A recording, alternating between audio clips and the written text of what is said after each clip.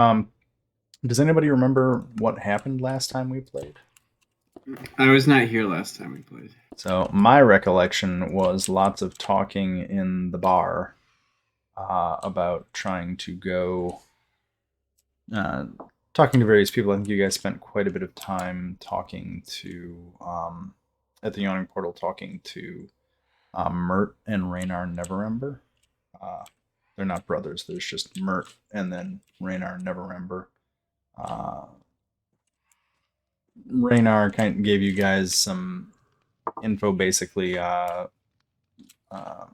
Lolly, on the whole shenanigans with the embezzlement case that you've been asked to look into. Raynar had some sort of locket, and Raynar kind of saw through you guys coming over immediately, or at least ascertained why you were there, and said he lost the locket to some thugs in the recent past while he was out drinking, and has no idea what the locket does or why his father gave it to him. And then I think there had been some talk about uh, getting out to. You guys all went back to the Troll Skull Manor, and then after that, I think you guys rested, and I'm not sure if you really did anything else after that. I can't remember. Rio or Theresa, do you guys recall anything beyond that?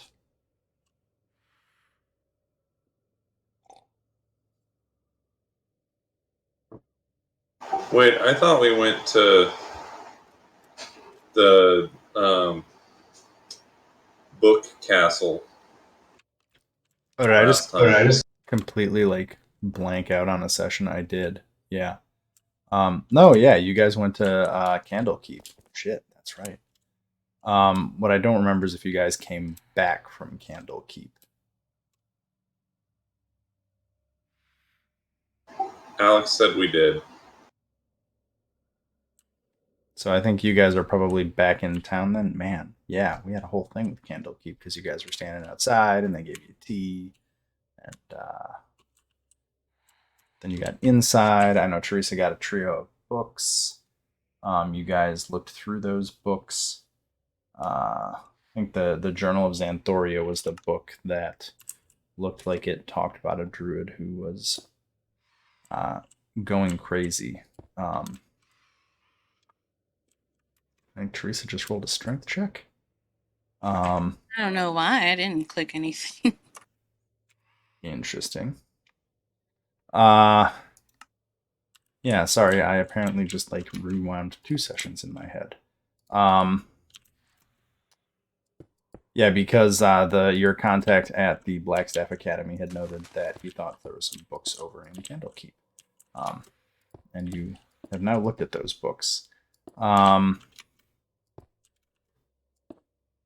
And I think the only relevant piece over there is that the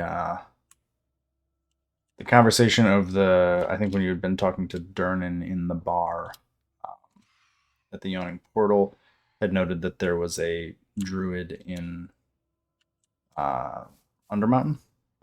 Uh, one of the ways you can access it is through the Yawning Portal in the Yawning Portal. I think Rio, you had also been interested in finding Skullport, which there are multiple ways to get there. So I think you guys arrived back in the city, and basically you can do what you want.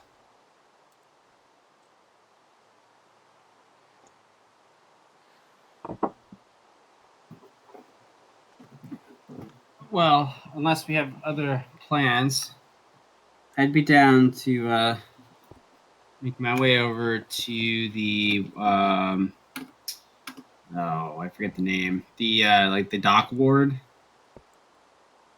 Yeah.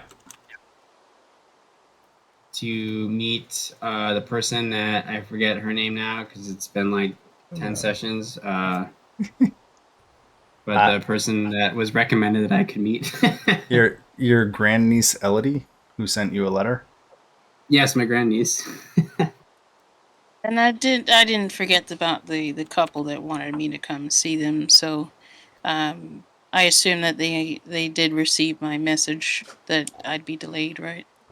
You would assume they did. There's no reason to think they didn't. Yeah, because now that we're back in town, I did want to follow up on that. Okay. So let's see. I think I said it took a day and a half by carriage. So on the day that you return, we've actually moved forward a few days. I'll put some notes in about that. Where did my calendar go? Where's my calendar? So it was a day and a half there, a day there, and a day and a half back. Okay. So we're going to set the 9th as today. Let me close this.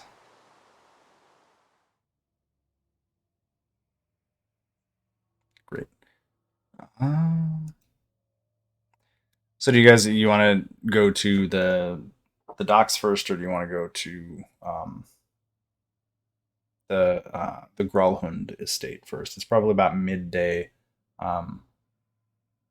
About Let's start with the docks because the couple probably are busy right now. cool. So Gibbles, you recall that there had been an address in the letter that Elodie had sent you, basically just requesting that you, stop by. I don't know. Do you have the text of the letter anymore? I can repost it for you. Oh, I don't think I do. It's been too long. Here we go. That's silly. Okay, so it's in the chat log. So this is the letter you got from probably your grandniece or great grandniece Elodie.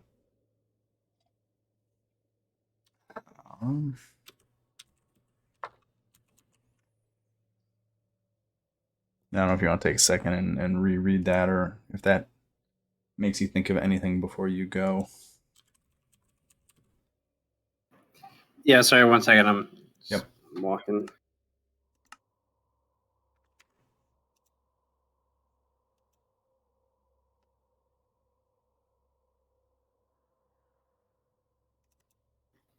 I mean, let's just go to. I'm down to go there. I'll keep reading. Okay. Trying to load a thing up. Let's see here. So you guys make your way south to the dock wards. You end up finding yourself in a less than great neighborhood by the time you get all the way down there. If you can see where I am on the map, kind of by the compass rosette in the bay, the warehouse for your family. I'm trying to ping where it is right now. That Net Street is the street that it's kind of the warehouse is on an alley off of Net Street, and you're definitely in the low rent warehouse district. These are some of the cheapest, least well maintained locations, and you finally get to the address on the letter, and I can do this because I have a scene for this. Whoa. Sometimes I'm prepared. So you find yourself at this rather tiny warehouse. You would kind of have assumed there would be maybe more to it. But yeah, you find yourself outside a warehouse. There's a open door with some steps leading up to it. As you get closer, and you can hear sounds of movement from within. I'm gonna walk in. Do I see anyone when I walk in, or like? I guess I'll just walk in. Walk about and find out. Close the door. Now I can't. I gotta move myself off the. I'm like stuck now. You have fallen into my door trap.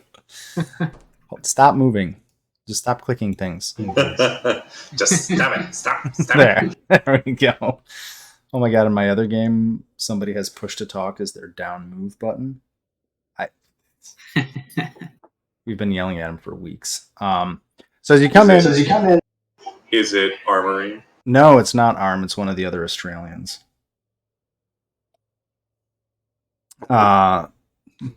As long as Arm shows up, which he's better at now, he's actually pretty on top of his game.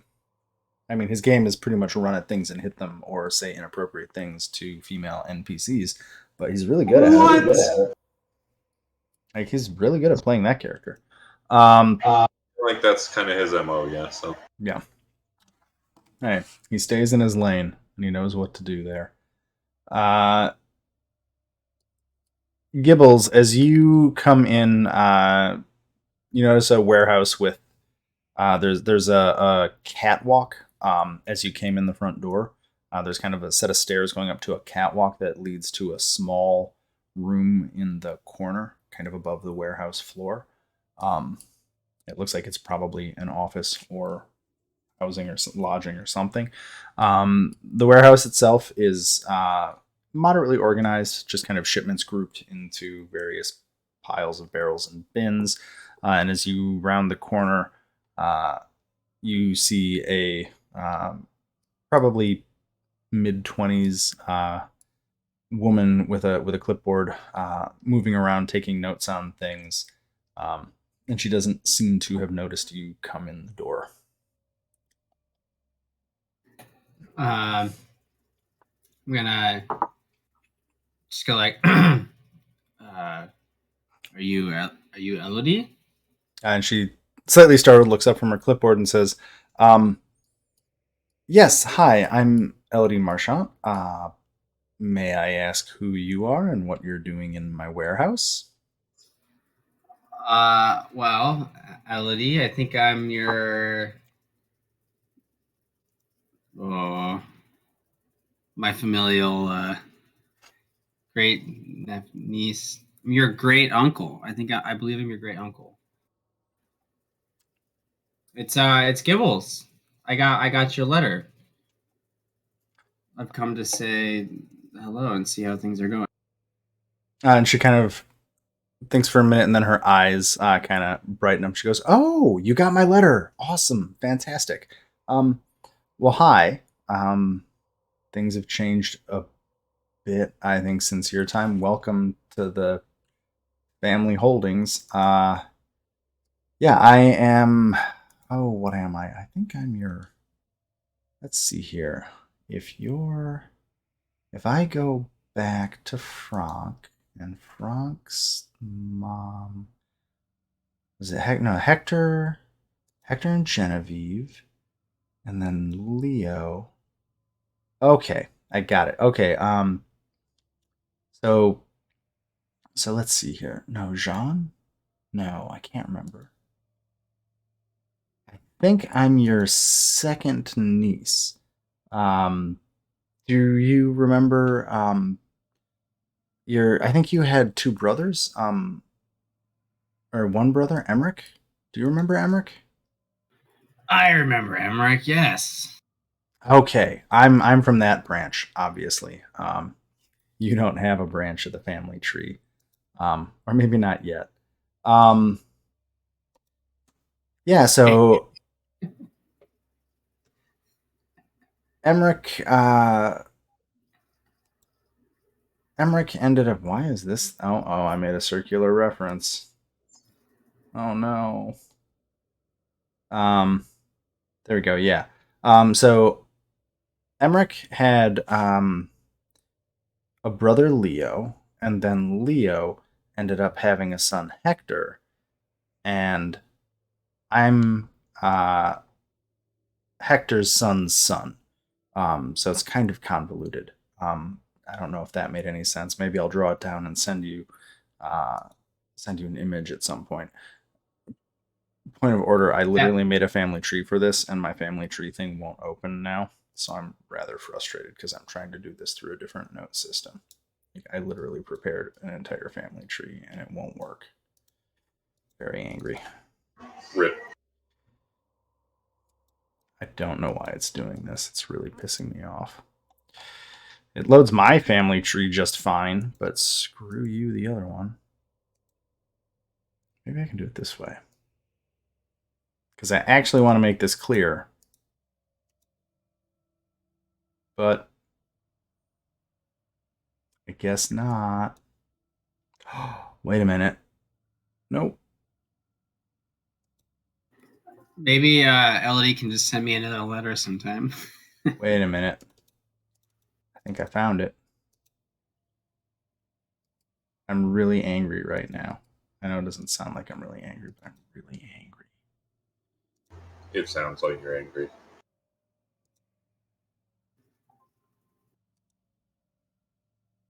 Because it's just not showing it. Okay. Elodie's father is Frank Marchant, whose father was Hector Marchant, whose father was Jean Marchant, who was your dad.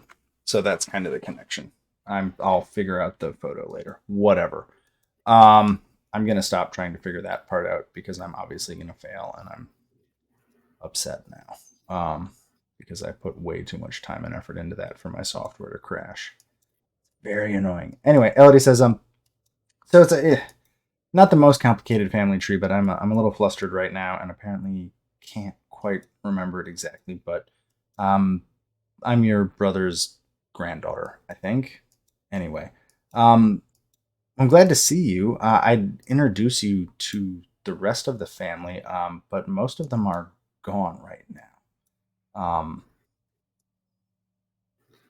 Well, who? Well, first of all, that's amazing. Is wonderful to meet you. And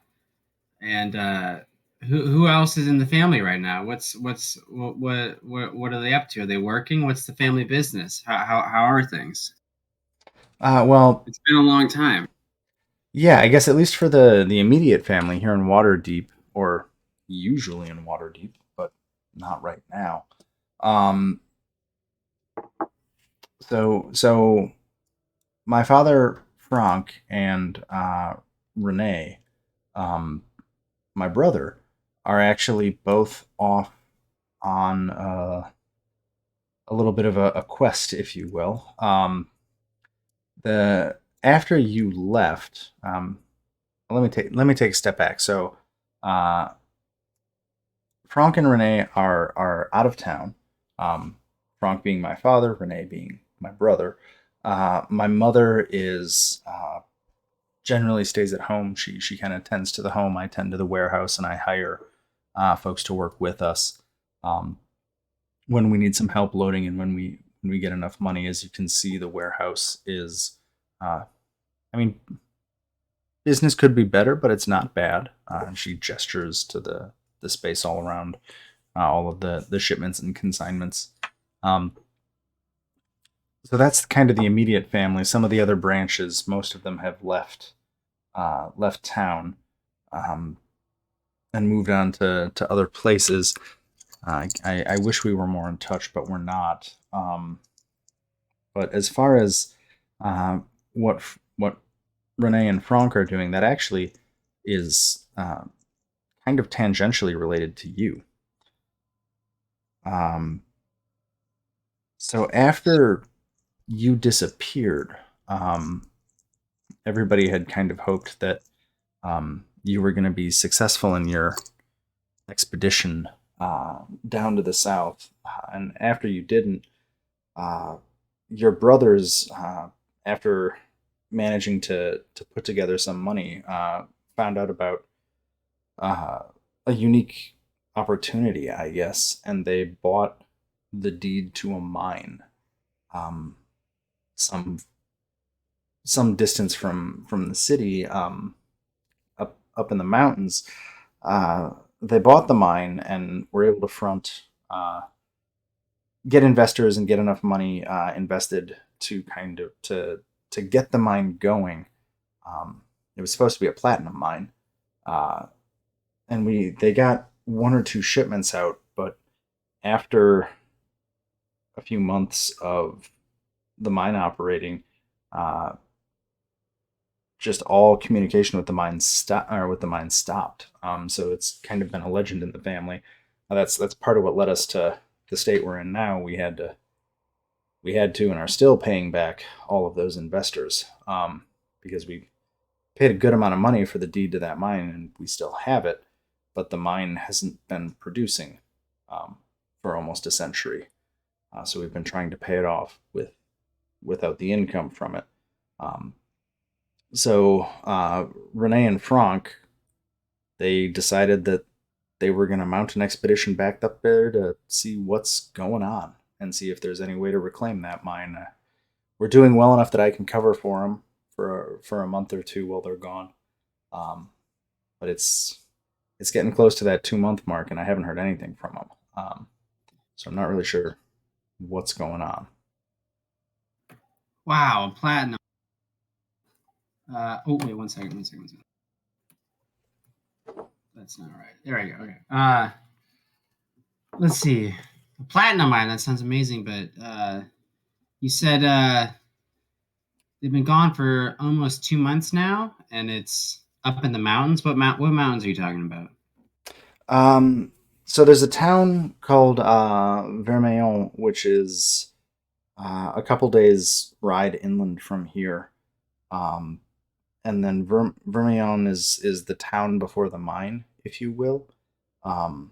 So they set out to Vermeillon, and we heard about them, and they were sending letters back until they reached Vermignon, and then we haven't heard from them since. And I've sent a few letters up to the town, but I haven't heard anything back. So yeah, Vermignon is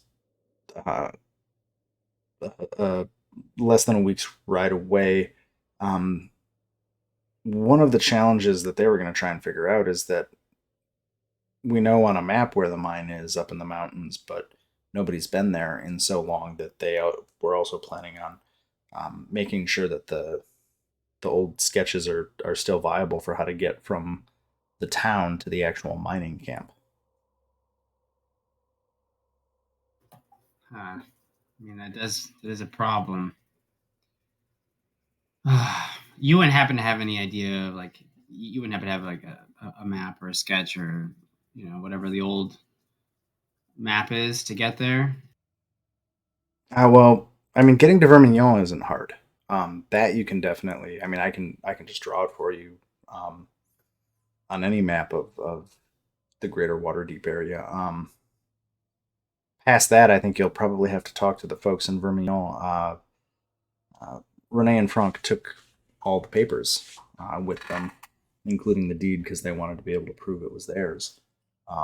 If they were able to clean it out, in case they, one of the things they were worried about is that somebody else might have taken it over, and we just never found out about it. It's a bit far enough away that the law of Waterdeep and the Lord's Alliance doesn't necessarily rule. I see. Oh, well, I'm going to be honest, Ellie, that does not sound good. It's kind of rough news to hear. I haven't seen family in a long time, and now, it seems like something might be happening. But listen, do you need help out around here? Like, are you good on your own? Like, how's, you say we owe investors? Like, how much is our debt? Like, what's our how far down are we? She says, well, to your first question, and she puffs up a little bit at this, and she says, I've mostly been running the logistics side of the warehouse for a good 5 years now, and I'm pretty good at it. And she kind of taps her notepad.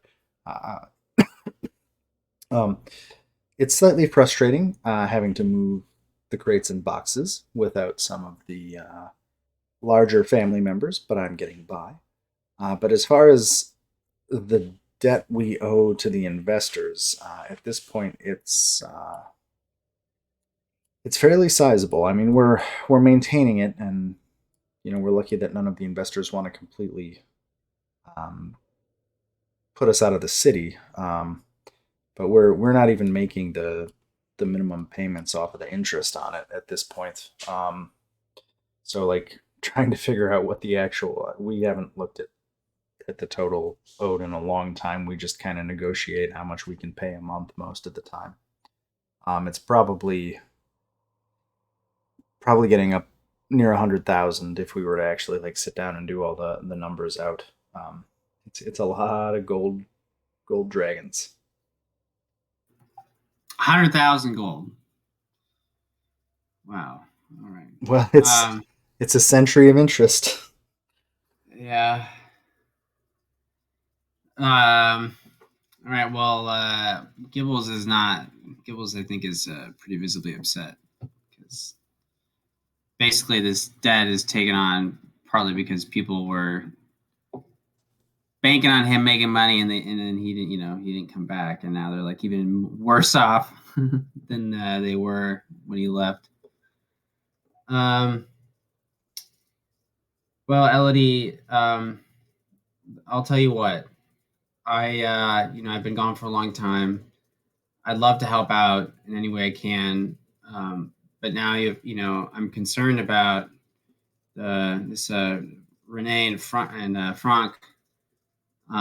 So if there's any way I can help out, let me know. I'd let you know. I have a little bit extra cash I can give you if that helps you, like buy an extra hand or whatnot. And in the meantime, if you need help, let me know. But I'm concerned about this, about Renee and Frank, and I might start looking into a way to see what's going on up there. Elodie nods. She says, "Yeah, I'm really sorry to put all this on you. I mean, obviously you've been through some incredible experiences. Probably not the most enjoyable ones, but I can get the map. I can mark down how to get to Vermilion if you want to or can head up there and follow up on them. I mean, I obviously can't leave the warehouse, but at this point, I'd just be happy to have them back. Because we've been getting by for quite a long time, and they were hoping to see if they could reopen the mine, basically. We don't need it, but having it would obviously turn everything around. So that'd be nice, but I'd much rather have Renee and Franck back. So if there's any way you can, find our family, that would be the most important thing. Of course. I want to find the family too. So I'll look into it, and I'll let you know what I find. She says, "Well, I guess if you leave town, let me know before you go. I mean, we just met, and I'd hate to not know when you left. Where are you staying? Like, where are you living in the city? What are you doing? We're talking about all this bad news. What have you been up to?" Wow, I got stuck in a tomb for however long I've been gone for, and it was absolute hell. But I came back. I'm a hero, apparently, and we have this great place. It's a little fixer-upper, but we live. I forget the name of where we live. I forget what it's called. Troll Skull Manor. But what's that? Troll Skull Manor. We live in this place called Troll Skull Manor. It's I think northeast of here. But yeah, if you ever have free time, please come visit. I'm certainly gonna drop by, often. But you're welcome there anytime. We got a sweet. I think we have a poltergeist, a fun little poltergeist as our bartender. So you're always welcome to stop by. And she thinks for a minute and says, "I know Troll Skull. Man, that place is kind of a dump. But are you guys fixing it up? I mean, I'm sorry, I don't mean to insult your new home, but are you guys fixing it up, or what are you going to do with it?" Hey now. A dump?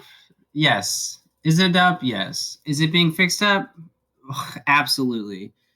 It is. We got a sweet deal. It's being fixed up. It's going to be spick and span. We're even going to have a nice room with tile, which I hear the people with a little bit more money happen to really like tile. So we're putting some damn tile on that bad boy, and it's going to be the talk of the town pretty soon. Amongst who knows? It might be the talk of the town. You should come visit. Check it out. And she gives you a mildly skeptical look and says, I might. We'll see. I'll wait and see if I hear anybody else talk about it. Elodie, come on. And she just laughs at you a little bit, like, just kidding with you. I'll come by sometime. I'll come by. I've just, I've got to find a way to break away from all the work. Because, like I said, business could be better, but business is still happening. We're about half capacity right now, which means we're doing okay.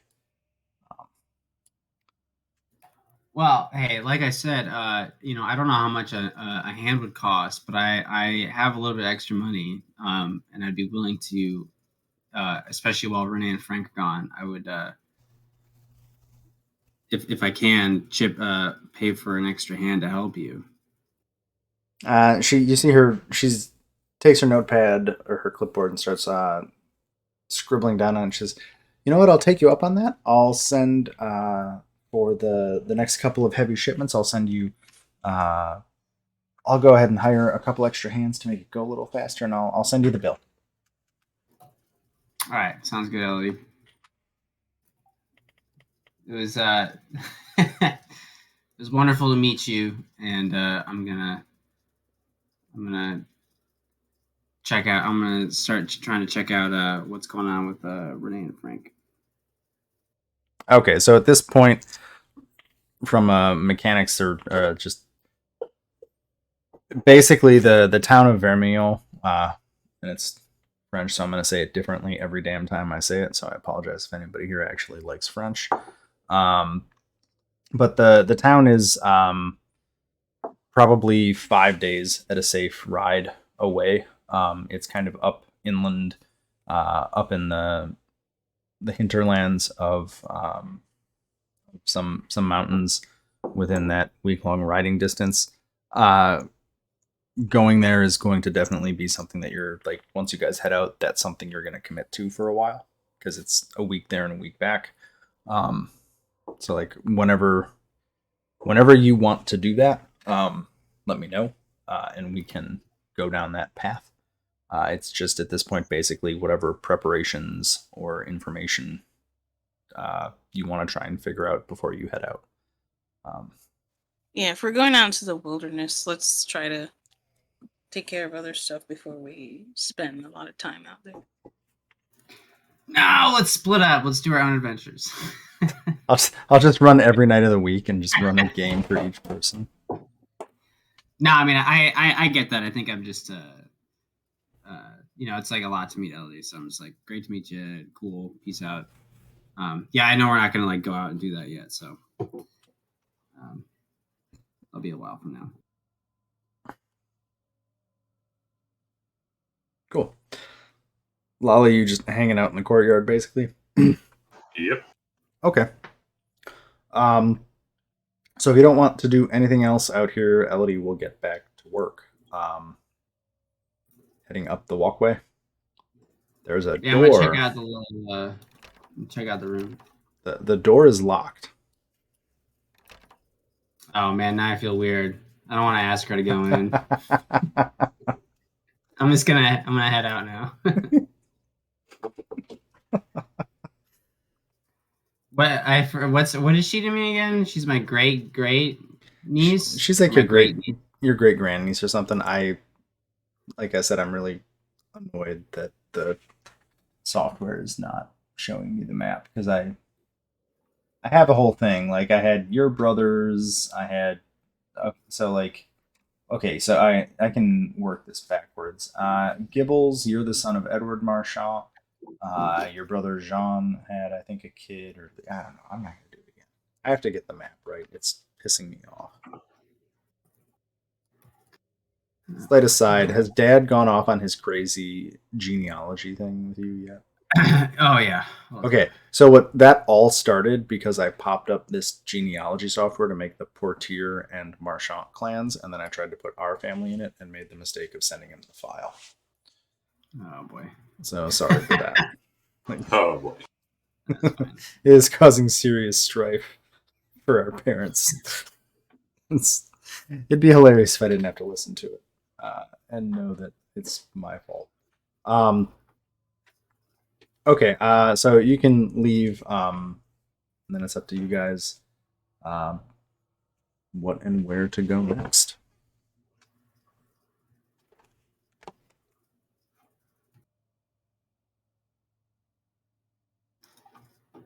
What else is on the? I forget what else. What else was mentioned? They wanted to see the couple, but The I think they're Gralhund. only available at a certain time. You would probably want to announce yourself first. That would be the done thing. Yeah. Like send a communique, letting them. You know, it's the high society thing. Like you send a letter saying, "I would love to see you." You know, imagine a Victorian novel, and you've basically got it. I know. I can spend an hour to summon Barry, and then Oh, write a letter, man. and then have Barry go fly over. Barry, do I have a token for Barry? I might not have a token for Barry. I don't think I transferred Barry. I'm sorry, I completely forgot. Oh no. Oh, I'm gonna have to go check the old game and get Barry. How But I'll get could you. I'll get your Barry back. I'll get your Barry back. I'm sorry about that. It's all right. I haven't used Barry in a long time. Yeah. How many times did Barry die? I think like 2-3 times. Well, Barry's back. And Barry will send the message over to the Gralhunds that you would like to meet. Do you want to put a particular time in that you want to meet them? Are you trying to meet them today, or are you trying to give them any advanced warning? I will give an advance warning that I will be approaching them in the evening. Okay, cool. So yeah, we're at mid-afternoon. Does anybody want to do anything before that?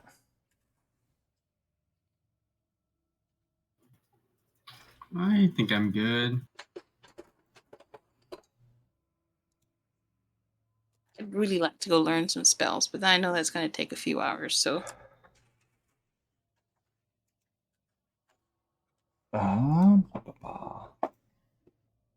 Just let me see the map. Okay. Is the spirit still around in the bar? Yes. The spirit is definitely still about. And have you guys tried to tame the spirit?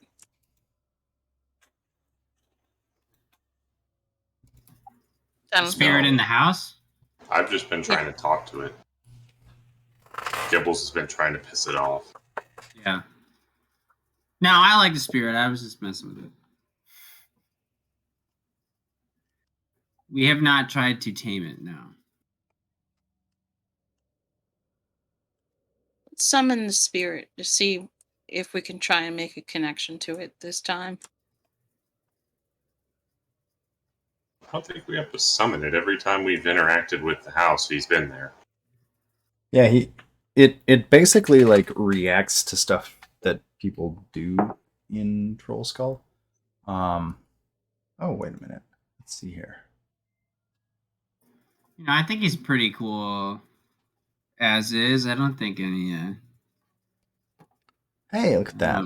Um, Look at all these maps I have. So many maps. oh, Belcourge. Yeah. So I guess if you guys head back in the time between when you're planning on going over to the villa and here, so Belcourge and the poltergeist Lif, it looks like they've at least straightened the place up a bit. Belcourge also notes beds upstairs for everyone, indicating that the contractors have delivered beds. So you now have something to sleep on besides your camping gear. And Belcorsh also I have been. I think I mentioned this a couple times. I have been doing fabricate to make stuff, like make wooden furniture out of the pieces of broken stuff here. Oh. Well, you can assume that the nice benches and tables then you made, because that is different from the last time you saw this map. I am actually slowly updating it as you go session to Theresa session. cannot live in filth. She has to make this clean and livable. Yeah, still waiting on the contractors to really. Probably the top 2 floors are currently undergoing renovations. And they're just kind of working their way down. But yeah, we can say that all the stuff in the bottom here you've also been putting together. I think fabricate's one type of material, right? I believe that's the way that one works. Yeah, you just raw materials, and you can make a larger, smaller object. Yep. So yeah, Liff, the poltergeist has seemed to be more active in helping clean. Now that it looks like you guys are taking care of this place. A little bit less of the passive aggressiveness from the poltergeist. Is what you'll notice as you return home.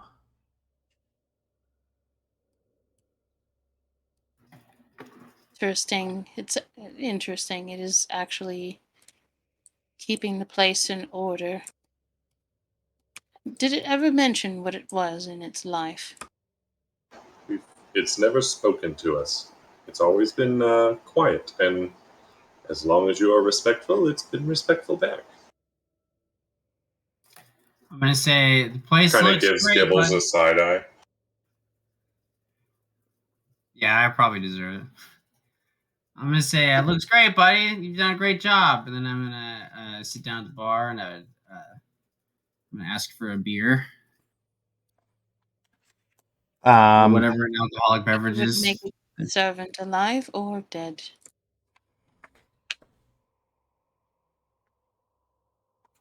What was that? I'm sorry, what was your question? She was just saying that she thinks it would make a good servant alive or dead.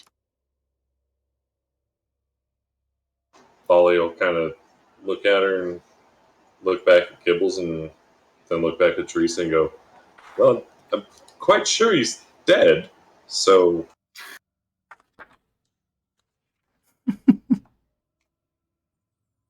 Well, I'm willing to make an exception for this one. If he so chooses to serve me, then I will make it worthwhile.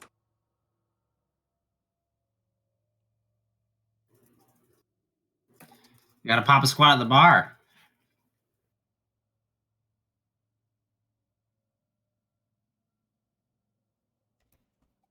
Yes, he should. I was going to say, I'm quite sure he'll serve you at the bar.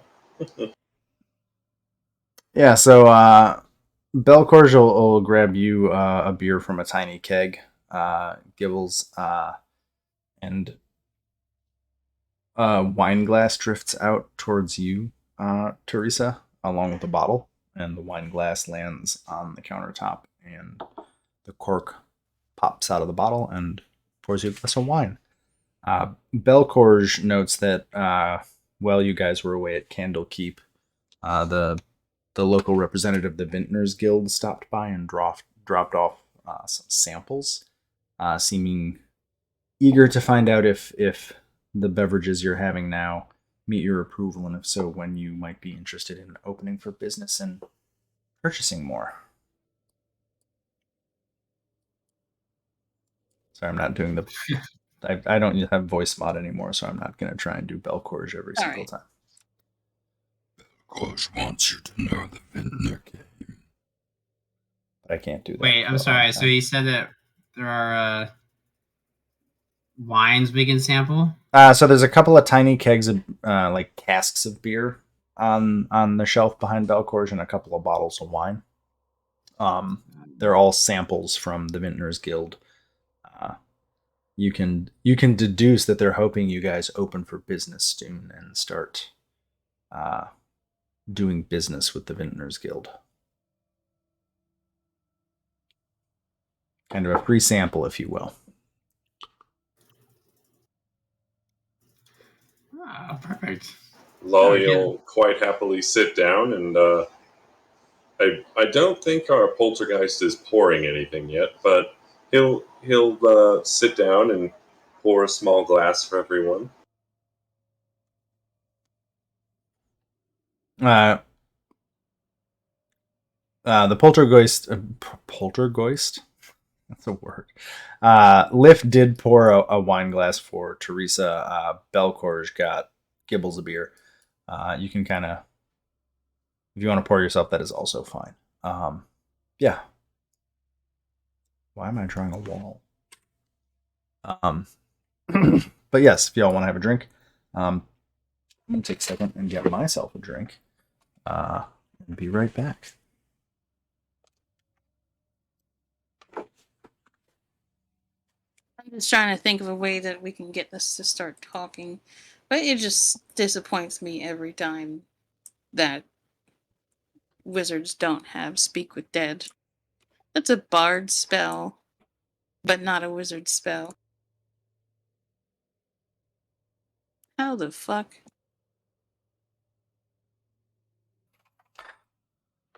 I return. Welcome back.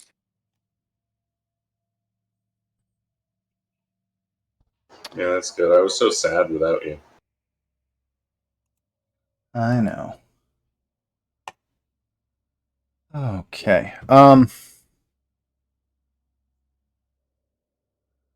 Yeah. I don't know what happened. So I saw stuff happening, but I didn't hear it. So are you guys satisfied at the bar? Or is there anything else you would like to do before letting time pass until the evening?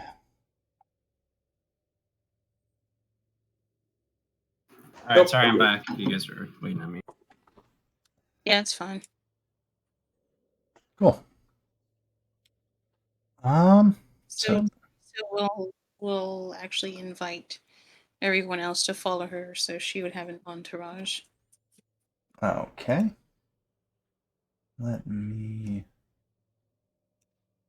get some... Wait, before we go, can I do one thing? Yes. I want to. Does the poltergeist? Well, first of all, I don't know anything about poltergeists. But I want to offer him a drink, and I want to see if he like partakes, or if he just, or if he doesn't, or she. So you try to offer a drink to the invisible poltergeist? Yeah.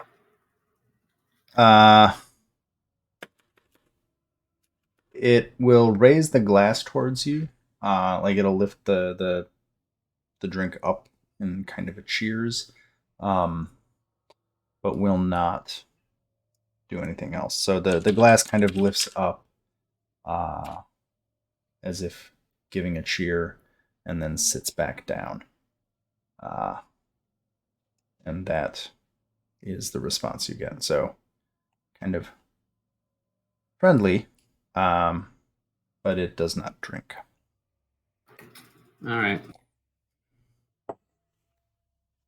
I'll down it and then let's go.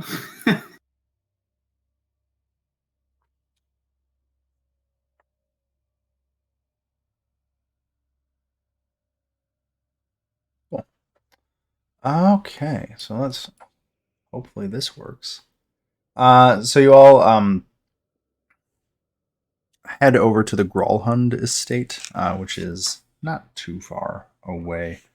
Also, towards the nicer end of the North District, not kind of completely shifting over into any of the really high rent districts. And I will activate this map, and hopefully it will work. It looks kind of weird because it's in black and white, because there's so many different maps that this one I just have a black and white map for. But as you come up to the Gralhund Villa is kind of there's a house set back to the south, and you are all standing on the street in front of a high wall.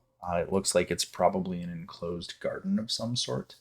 And there is a set of ornate iron gates through which you can just make out a garden in front of you.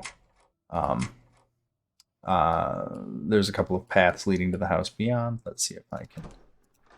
I'm just going to open them. So you can see through and see that there's a garden with a pond in the middle and a pair of paths, one branching off to the main house to the south,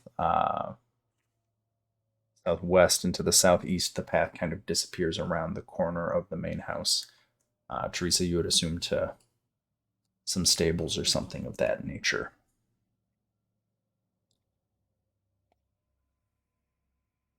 All right. She will proudly step in and walk to the front door. Well, she will actually wait to be announced, because they were warned to expect her. So as you get somewhat closer to the house, you can faintly hear some sounds from inside the house. It kind of sounds like there's some... Why can't I? There we go. You hear basically some thumping sounds from inside the house. And it does not appear that there's anyone stationed at the door, or at least from where you can see, anyone in the gardens. So if you stand waiting, you may be standing waiting for a while. Okay, is Barry with me? Yes. Okay. So, because I know Barry can go invisible. Let me look up stats again.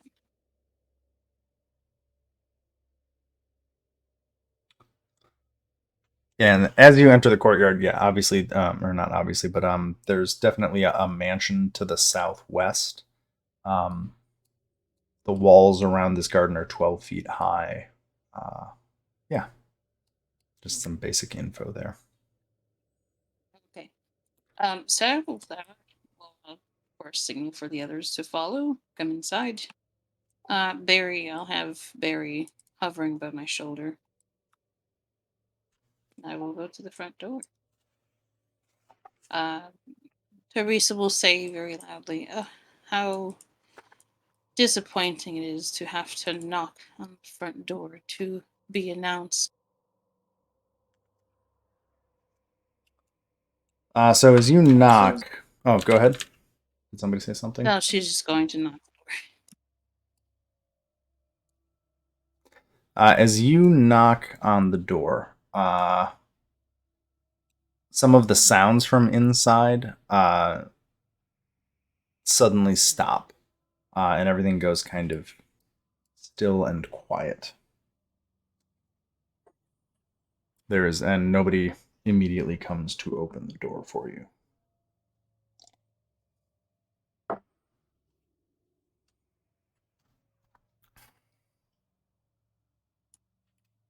I will knock a little bit louder.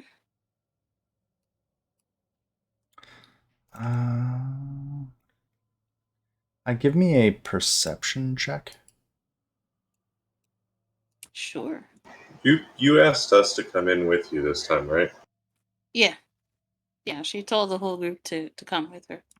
So Lolly, while this is happening, will be standing a little respectful way back, but then will kind of mutter under his breath like, "Seems like they could be slightly more courteous after you announced you would be here." Surely. I have given them enough of an advance warning.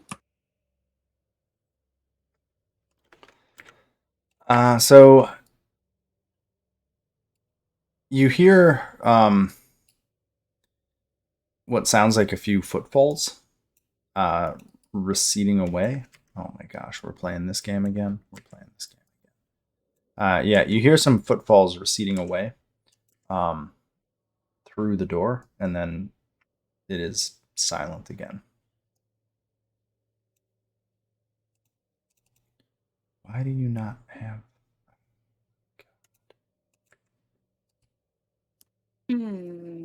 Should I send, because Barry is one of those creatures that can go invisible. I was thinking to send Barry to, like, maybe second floor to just report what's inside.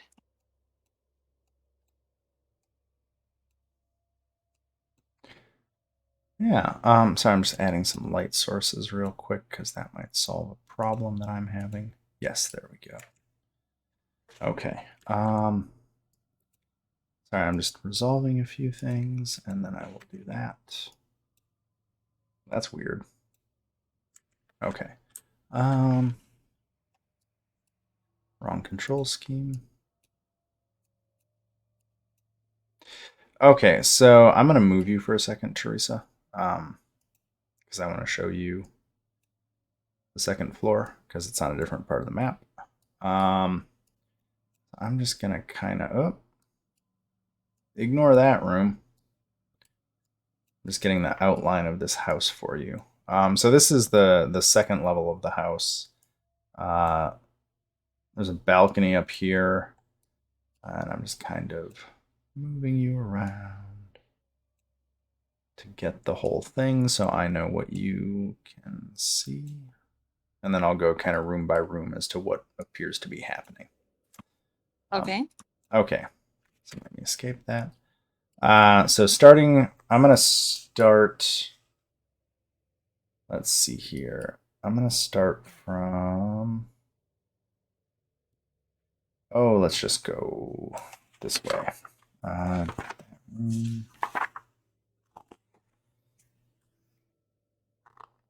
Come here.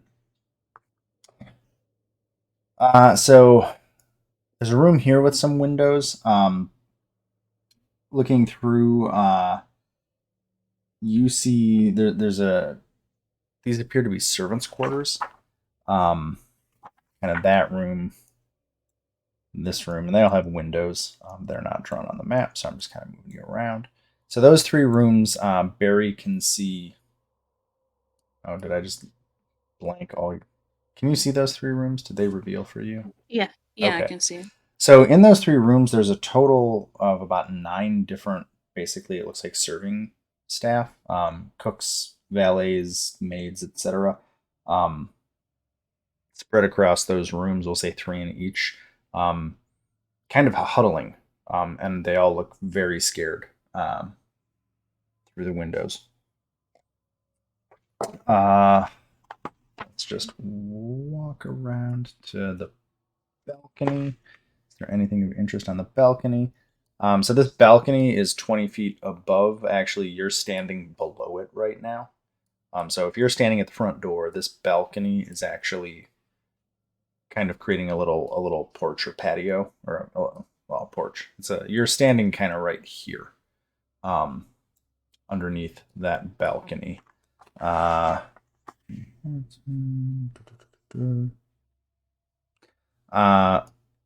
Over here, you can see through a bunch of large arched, very nicely wrought iron pane, or like wrought iron windows. You moving over, Lolly? Sorry. How about I do this? I'm just gonna. Can I assume you're gonna share this information with everybody? Yeah. So what she's doing is that she's just doing the familiar spell where you can look through the familiar's eyes as Barry flies around, and she's reporting it to the others. Yes. Yeah, I'm just moving other people's tokens so they can see things. Because I'm not trying to hide anything. I just realized I should move you all together, so it reveals the map to everybody. So this large room that makes up the entire kind of north wing of the house, this is a ballroom. It has gilded mirrors, tapestries, stained glass lamps inside. It's got a nice marble floor. Nobody appears to be in this room. Gonna get you guys ordered a little closer so I can move you better. And do that. And you can't see that room. You can see this room. Just trying to make sure I reveal rooms that you can actually see from the outside. In this kind of foyer, up into, so you can see the staircase coming up through a window. There's a pitched fight happening here between a bunch of guards wearing, Theresa, you would, and well, Theresa, you would recognize it. I think Lolly, you would also, well, you wouldn't know because you can't see it, but Theresa, it's the Gralhund livery, and the folks in the Gralhund livery are fighting off a bunch of individuals in black leather armor. It appears that those in the black leather armor are winning right now, and there are bodies on the floor. I'm not going to give exact counts because you're kind of watching through a window as opposed to actually being in there, and it's a fight in progress. And then kind of whipping through a few more rooms. You're kind of looking at a pair of guest suite rooms here. It looks like Orand, Theresa, you would recognize from when you met him at the Yawning Portal. He is huddled in this room, kind of trying to barricade the door to make sure that nobody can get in. And the final room that you guys can see from the outside is a room where there are two young children huddling underneath their beds. So there's bad stuff happening in this house right now. Okay, so she would say, as she recalls Barry back to her side, it seems that there is a developing situation within this building. Are any of you capable of busting down the door? I think we need to step in and restore order in this household. I am no person of great strength, so it wouldn't be me, unfortunately. Perhaps there's a window nearby that we could break in through, or I mean, there are plenty of ways burglars would enter. Maybe we should utilize one of those. The balcony would be first, yes. Well, I don't mind trying to enter through a balcony. Sounds like fun. So you got to get 20 feet up to the balcony. I'll also note nobody has tried opening the door. I guess I'll do that first. Uh, But before I do, Yeah, go ahead. I'm going to prepare some spells of myself. I will do Mage Armor.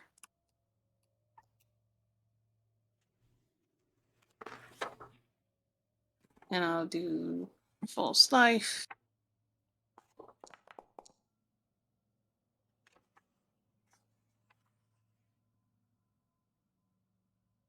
Seven temp HP, not bad.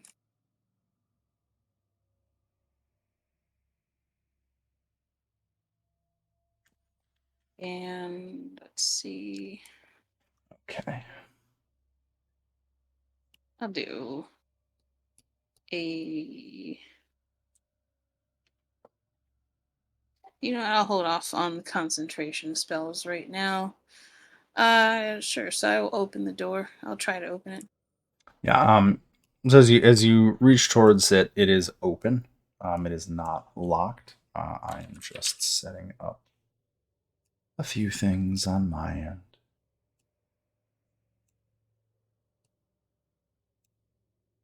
The biggest problem of a open city campaign is there are so many Too much stuff. There's so many things that could happen. Where are you, or? Okay, I'm gonna find him later. Orand. That's why I can't spell his name. Orand. There you are. And I need to look for one more thing.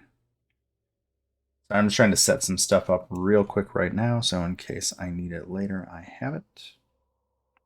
Sure. Because I didn't actually prep this map. I'll deal with that when it comes. I might have to just run that by myself. Where are you? Jesus. I'm just getting relevant individuals on the map.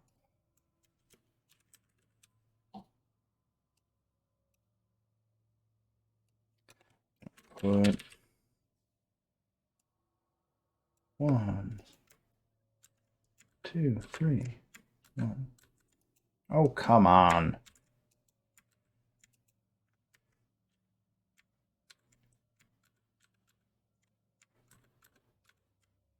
Okay, cool. I am good to go. No, don't do that. Okay, so you cast Mage Armor and False Life. Does anybody else want to do anything before you actually open the door and go in? I guess I'll ready my my daggers. So just have them in your hands. Yeah. Okay. So I don't have to spend time on that. Lolly, is there anything you want to do? It's been I mean, I'll have my hand crossbow out, but nothing else. Yeah. Gotcha. Okay. How do you guys want to go in? Well, door's not given, does it? Is it what? The front. Yeah, does the front door open? It's open. Yeah, you can click on it and it should open. Okay. So whenever you're ready, So- you can open the door and go from there. All right. I don't mind sneaking in first, unless somebody else wants to go in first. Since the noises that I heard were going away from the front door, I'm going to assume that they are expecting people to be coming in through the front door. So I think we actually should try to go through the balcony. But I can always do Bigby's hand and use that to open the front door. Like a freight train. She came in like a wrecking ball. Okay, sorry. I'm good. Both. I like both. Like, one break it, kick down the front door, or go in the sneaky way. I'm open to either.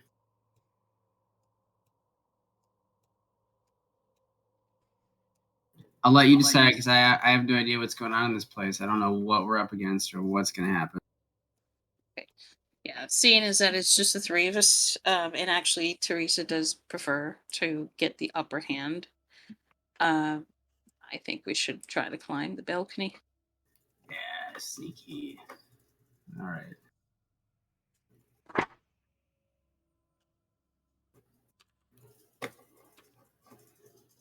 Well, I do have the fly spell if we don't have an easy way to climb up. I'm pretty sure I have rope. I mean, Ray, is it a flat wall, or are we able to climb it at all, or? Well, so the balcony is 20 feet above you, so the main challenge is figuring out how you get up 20 feet. Because it's All right, well, I got 50 feet of rope. I don't mind trying to climb it. So how do you get the rope up there? I'm imagining if I do some sort of roll and I do well, it's like Indiana Jones, where the whip just wraps perfectly and it sticks there. I'm sorry, come again? I'm okay. It's not gonna work. I was just imagining in my head that like Indiana Jones, you throw the whip and it sticks just right, unrealistically, and so it's wrapped around whatever the balcony is. So I don't know. I guess I could roll for it. Do you have like any weighted thing like a grapple or anything that you can tie to the rope to try and whip it up there? Yes, I have I got a bunch of things. I got a crowbar, a hammer, a piton. Pitton. Yeah. Got a Sure, if you want to make an improvised grapple and give me a athletics check. Let's go. To see if you Athletics can. or acrobatics? I'm gonna say athletics. All right. Because I'm gonna say athletics. I'm gonna go with my gut on this one. Would you say it's dexterity or would you say it's strength to do this? It's both, so I'm gonna go with acrobatics. There we go. That's what I want. Wait, I said the wrong one. Well, you win. 20! Not 20, let's go. Doesn't matter. You get it. I'm just looking for a token for something right now. That looks good. There's a good token. Awesome. Sorry, I realized there's one other thing I need. At 25 you get it. You have grappled. You have made your improvised grapnel and sent it up, and you are good. All right. I'll get up there and I'll make sure it's taut, so whoever tied nice, so y'all can come up here too if you want. So yeah, you guys can get up on the balcony. I will move you there. Really frustrated that somehow I didn't have. I swear to God, I prepped this map. That's fine. Move you here, and I'm gonna move you here. So you are now up on the balcony. It has beautiful wrought iron railings and lounge chairs, and there are open glass doors right here, and you can see into what you assume is the master bedroom.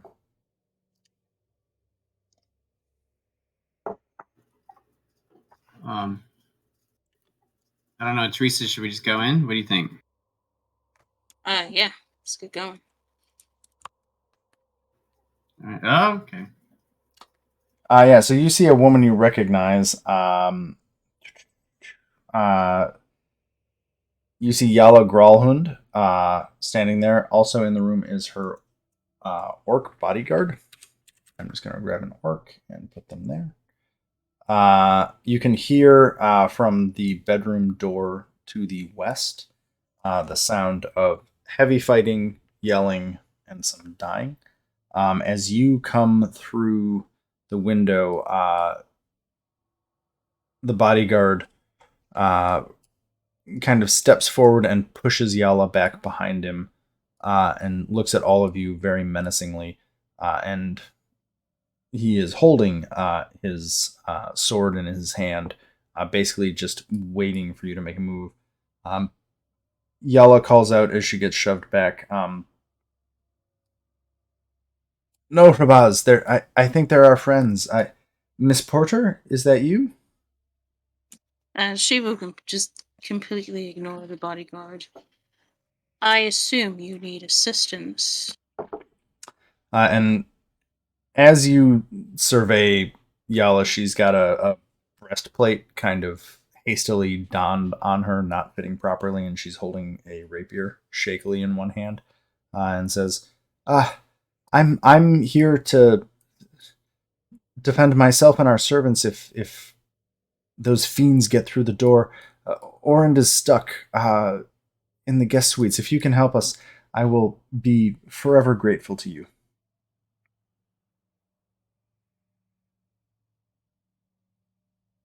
Order must be restored in this great household, don't you think?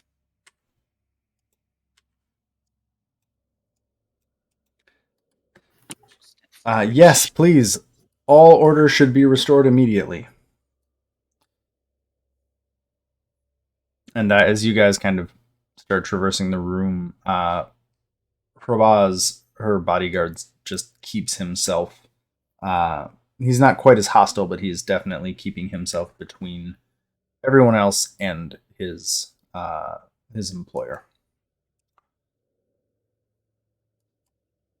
And there are continued sounds of fighting in the room beyond, to the west. So I'm sorry, I missed. do we know who's fighting, or do we have any idea who's fighting, or it's just unknown? At this point, it is unknown. Okay. So we hear the sounds of what? Like, So there's people fighting in the room directly to the west of you. I make like a perception check to figure out how many people I may hear fighting, or Not really. You'd have to open the Alright. door. Like there's more than a couple. all right. Well, I'm just gonna open the door. All right. Are there 2 doors there? That's obnoxious. Well, that sightline's weird. That's just Like old saloon doors. there we go. Is that sightline any better? You see 3 of the. I'm assuming Theresa. Hopefully, you can see this. There are 3 black leathered individuals. Those are the individuals that have artwork for them, and 2 House Gralhund guards. There are a couple bodies of Gralhund guards on the floor at this point. Let me just grab this. Is G13. Yeah, there's a bunch of individuals in black. Those are the guys with the most ridiculous. I don't even know. That's not even a piece of armor that exists that they have around their neck. Anyway, the guys that have pictures, they're in black. They're fighting a few people, a few Gralhund guards. There's a couple of dead Gralhund guards on the floor, and they are in a pitched battle. It looks like the men in black are trying to get past the guards and into the room you are currently in, Theresa. I will let you do one thing, and then I'm going to call initiative.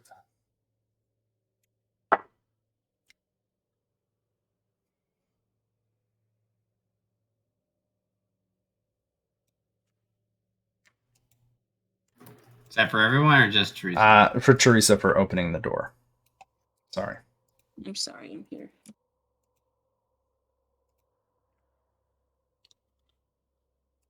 So do you want to do anything, Theresa? Yeah. I'm gonna do animate dead. Upcast it.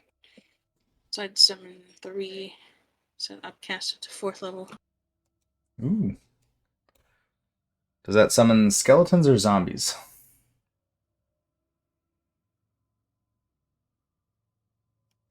Or bones or corpse. So yeah, it would be zombies. It becomes a skeleton, or if you choose bones or a zombie. Okay, so zombies. So 3 zombies.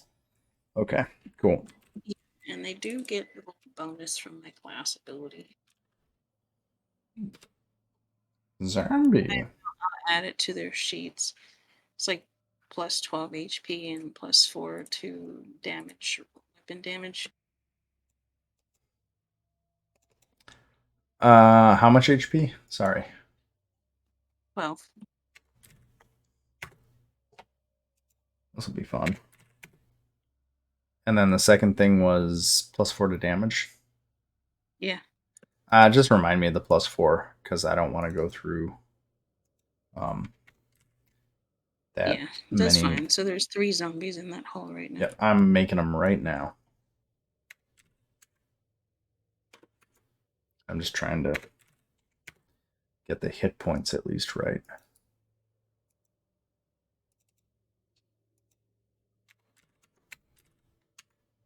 Cool. Okay, I've got the hit points right. Then I'm going to have everybody roll initiative because the thugs notice the door. The guys in black notice the door opening, and there's a fight happening.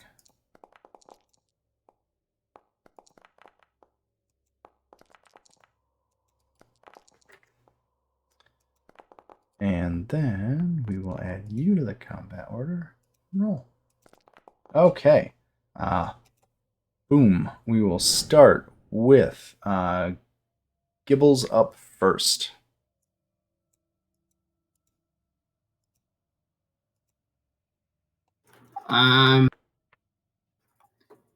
All right. So it's these two that were like that I can see. So you can see a couple of zombies. So yeah, the guys that okay, this one right here that I'm pinging, or that Grimish camera is pinging, the guys that look like that are the bad guys. The green silhouette is guard from House Gralhund, and the zombies are Theresa's, Okay. which you would have seen her raise from the dead, which is not at all creepy. Wait, say that one more time. Sorry. So these are her Theresa's. undead. Yeah, those are Theresa's. The guys with art are the black guys attacking. The green silhouette people are the Gralhund guards. And we're trying to attack whom? The green or the. Are you, if you're trying to defend the Gralhunds, you would want to attack the people with art. So attack these people. Yeah.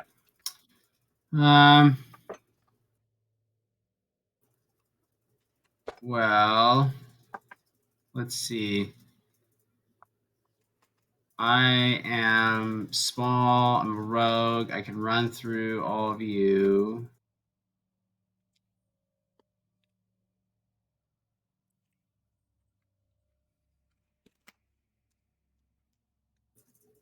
I'm gonna.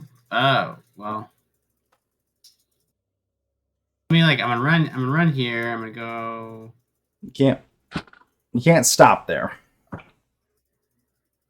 Yeah, I'm realizing that. Sorry. I have like that. My vision's not very good. All right, so I'm gonna go. Well, fuck.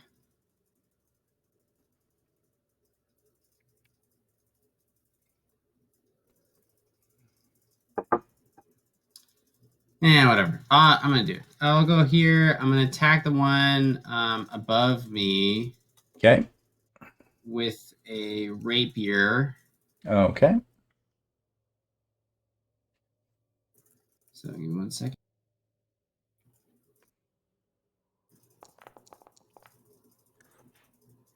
Uh, 24 will hit for 10 damage. Cool. And then I'll do my sneak attack in addition to that, since I hit him, and I have advantage.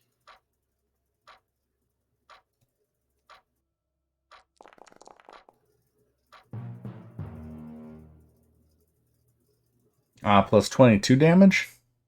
Yeah. 66. 66. Damn. You just murder that guy. He is done. Yeah, that's right. And then I'm gonna, for my bonus action, I'm gonna. Sorry, it's been a while. I'm gonna use my cunning action as a bonus action, and I will dash over there. All right, that's my turn. Cool. I actually have 4 zombies because my skill gives me an extra body. I'm going to copy that one and put it there. You have 4. I don't know if you can see them, but you have 4. Where did you dash, Gibbles? Sorry. You're there. Okay, so you can see... Above. So you can see down to the front door now. Like that stairwell goes down, and you can see kind of straight across to the front door under the balcony. Okay. Just FYI. Okay, so this guy is going to, seeing all of these zombies, he's going to... Did my internet just freeze? Mm-mm. Oh, but it did. There we go. Okay, woo! No, what? Oh my god, what just happened? So many things just happened. He's going to get here to kind of get flanking on this guard. He wants to take this guard out as quickly as possible. And he is going to multi-attack. So he gets 2 melee attacks, so he'll get a mace at advantage. And a mace at advantage on this guard. So can I get advantage, please? And advantage. What happens? So the 8 misses, the 23 hits, and does... okay. It does the 7 damage, but I have the wrong hit point total. Okay. Anyway, I'm just adjusting some things to make it right. So he attacks that guy. Next up is this veteran to the north. The veteran to the north, the guard, is freaked out by the zombies, but seeing that they are not hurting him, he is going to come over here. I'm assuming you don't attack of opportunity him with a zombie. They should. Yeah, these two right here should. So that's one of the Gralhund guards. Oh, okay. I didn't see that Yep. token that was behind the thing. Okay. Yeah, so no, they're ordered to attack the guys that are in black. Okay, cool. He is going to attack the closest guard because he has advantage. Multi-attack. How many do you get? 2. Okay. So he'll get 1 and 2. And we'll do advantage on both of those.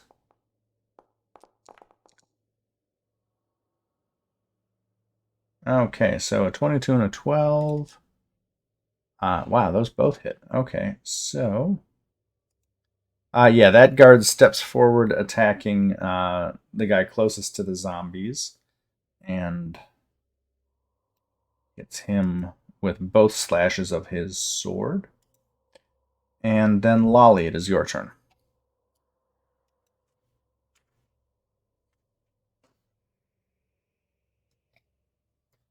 Alright.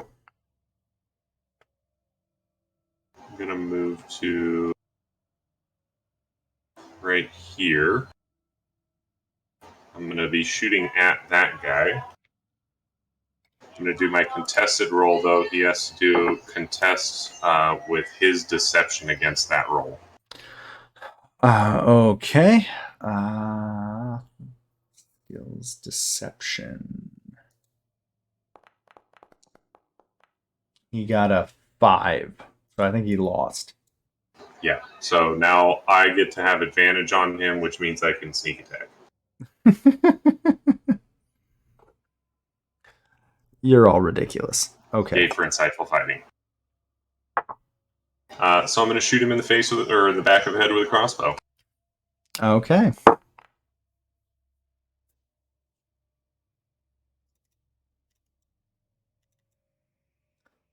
There should be a 13 hit.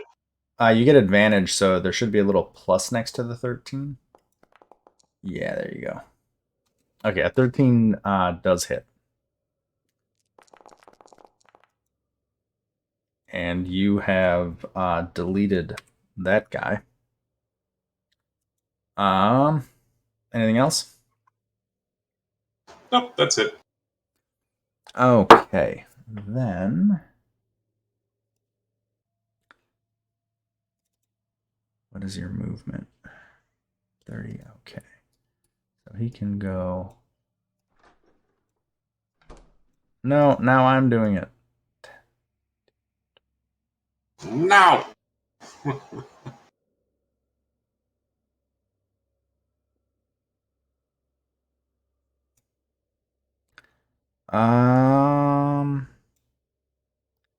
So where is that going to get him? Sorry, I have to.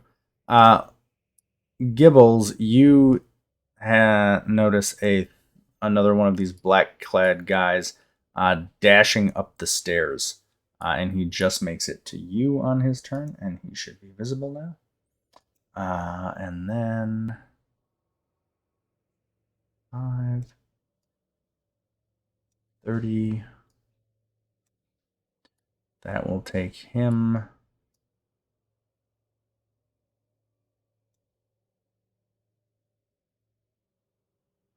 This guy will get to here. And that will take us to Yala. She is going to, Theresa and Lolly, you notice this. She's going to get in front of the door in the south of this room. This is a door guarding one of the servant quarters. And that is her turn. The next guy is the thug by the two guards in the main hallway that you are in, Lolly, the one to the south. He is going to attack twice at one of the guys in front of him. So I will roll that. And let's see, we got an 8 and a 14. Both of which the guard is able to kind of deflect. And that takes us to Theresa and all of your zombies. Okay, so I'll start with the zombies first. Yep. Just tell me where you want them. Just ping where you want them to go. So zombies are going. Well, two of them are to So, clog up the entrance. like Yeah. that? Okay. Yeah. And then one will come over here to attack this guard. Okay. This over here. The third will stand by. Because Just, I might need to follow me. just kind of over here? Yeah. Okay. So these two will start pummeling on this guy in the corner. Okay. Let me just check their attack real quick.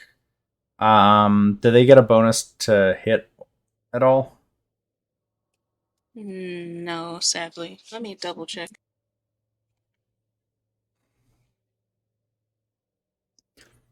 I'm just gonna roll their those two attacks, and then if they get a bonus, we can just add it in. No, just 2 bonus damage. So we got a crit and it's hit. plus 4 damage. Okay, that's fun. So the first one gets 11 plus 15 total, so it hits him for 15. The second one gets a total of 6.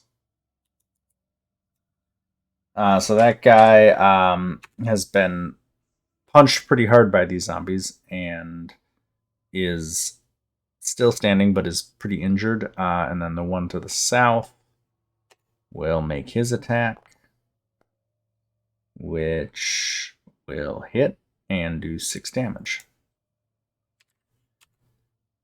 I think that's your zombies. Alright, so then Theresa's going to come in. Come in over here. And, well, first, I'm going to try and help Gibbles by finishing that guy off.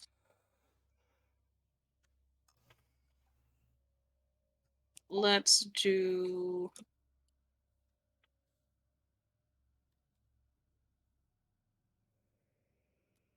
I will do Eldritch Blast. You get 2 or 3 of those. 3. I guess roll the first one. 10 will miss. A 20 will hit for 10. He is not dead after that one. Wow. Wow, that's a terrible roll for the crit. And a 24. Oh man, that sucks. What is that? But that is enough. That will kill him. So Wow. he collapses. Just did it. That is the end of... I think that's the end of your turn, right? Yeah, it's my turn. Okay. Then I will go to this guy. 5. 35.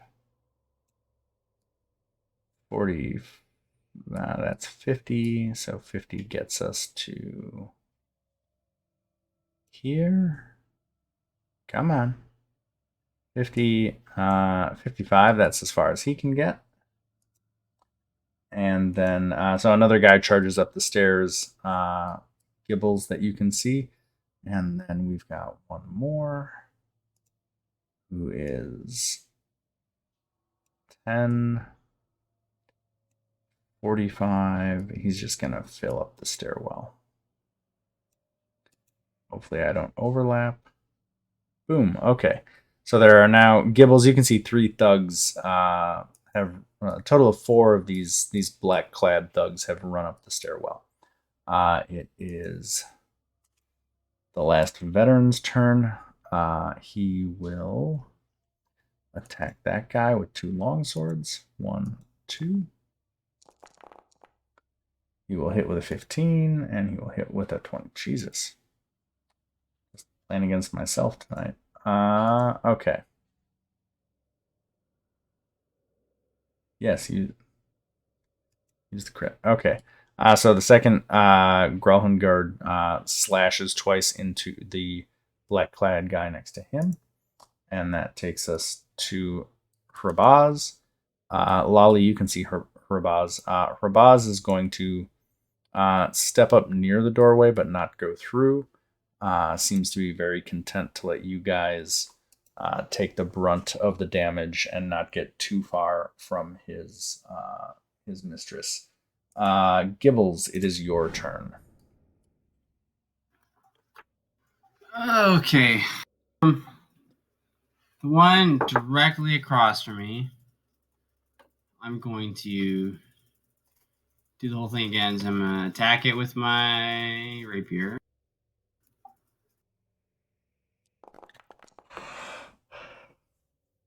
12 will hit. All right, and then I'm going to use my sneak attack.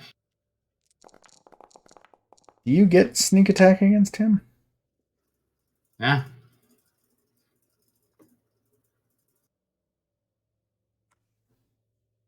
Okay.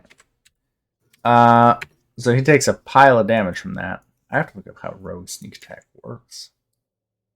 You have to have advantage. Yeah, I'm not sure you have advantage on He's him. next to an ally, though, so that should give him advantage. Yeah. You don't need advantage on the attack roll if another enemy of the target is within 5 feet of it. Yeah. Oh, okay. There So, okay, fair enough. Okay, cool. So It's like you, cheating. yeah, pretty much. But and aside, I find rogues in every version of D20 that I play basically just get to cheat. That's like how all class abilities for rogues work, whether it's Pathfinder or this. Anyway, you've hit him. He's looking real bad. You like kind of find a weak point in his armor and stab through it with your rapier. I do that, and then I say peace out, and I use my bonus action to what's it called? I use my cunning action to dash. Does that negate attacks of opportunity? Dash? No, No, you'd you have to do disengage. Disengage, yeah. So he's going to swing. Which you can use your cunning action for. I'm not sure that would hit anyway. 11? Yeah, that's not even going to hit. No. So it doesn't really matter. Okay. I giggle as I run away.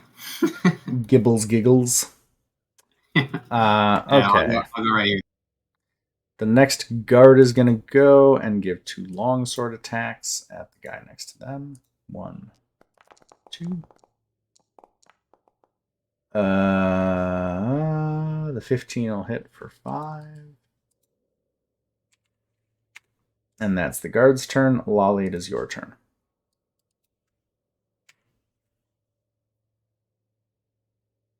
So he's an enemy. That's the only enemy I can see. So I'm going to shoot his ass, but I'm going to do insightful fighting first. So I have to roll... Deception.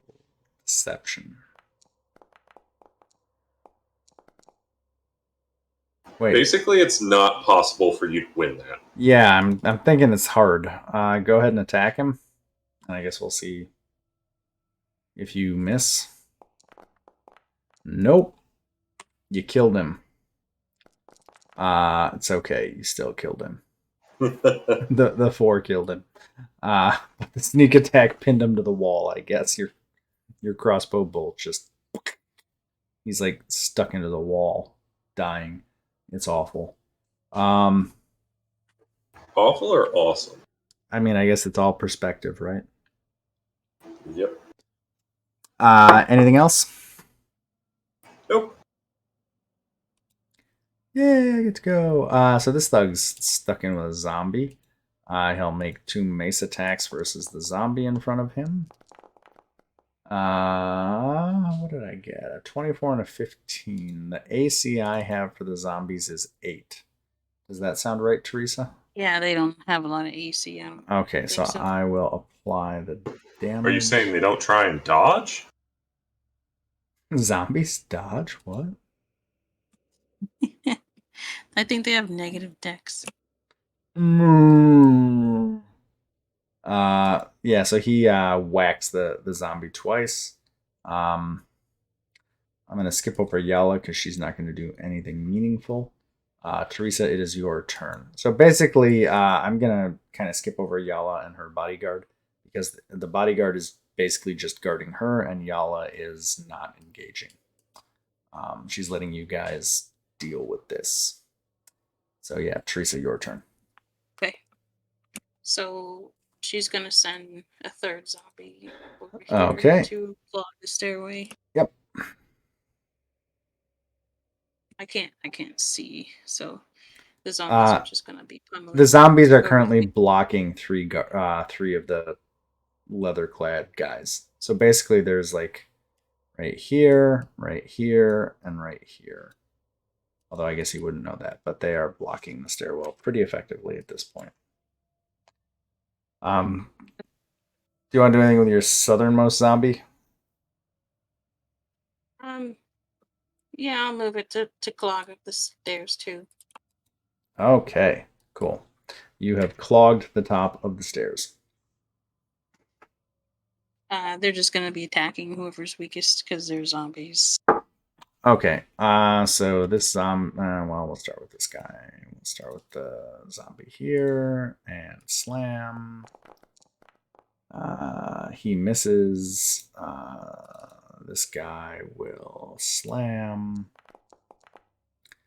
And he misses. So the zombies are successfully not hitting anything. Successfully failing. Yeah, successfully being meat shields. Theresa, would you like to do anything? Okay, sure. I will come over here, and I will. The guy to the south is the one that Gibbles stabbed, and he looks like it. So yeah, so she'll come over there. There seems to be more crawling up the stairs. Filth. And I will do.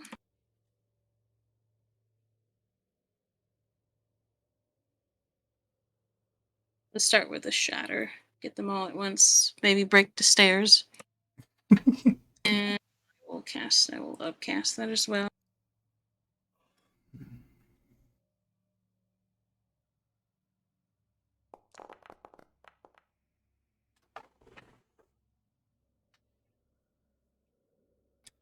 Okay. So they all have to do Constitution saves. 1,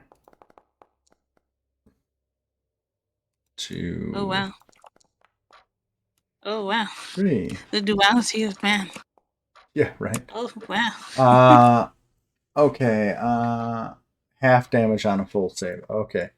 Okay, so the top one is gonna take. Let's see if I can do this. Top one. Quarter damage. Half damage to him. That one's dead. And wow, I got a crit, a fail, and a crit, but doesn't matter. He takes half damage. Okay, so you killed one and hit the other 2, but less effectively than you might have hoped. Anything else? How damaged does the stairs look? Pretty well built. The stairs are still intact. There's a lot of basically these walls. They used to be very nicely finished. Now they are basically double slat. The plaster has been blasted off of these walls, and you can see the double slats. You can kind of see into the ballroom beyond. You have done all the cosmetic damage you do. If you hit this stuff again, you'll probably destroy the walls and stairwell in this area if anything significant hits them. Okay. All right then. So I take a step back, and that's my turn. Okay. This guy is going to. Well, I'm making templates. That's not what I want to do. He's going to move up. Can I just move the token, please? Thank you. And he is going to strike twice at... Oh, cool. He gets pack tactics. I didn't even realize that. He gets advantage on those.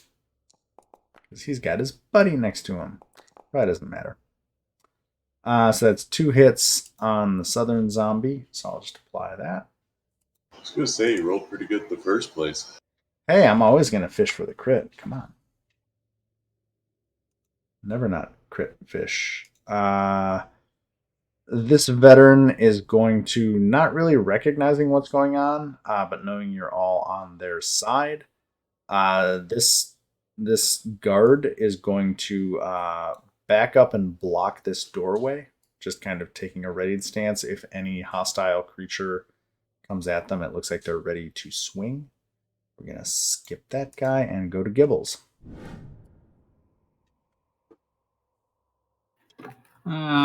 Both of these guards have been beaten a bit, just also for what it's worth. They've taken a few hits. And they're surrounded by their dead friends. So that last action wasn't cowardice, more just like that guard is defending the door. Sorry, Gibbles, go ahead. I mean, I guess I'll just...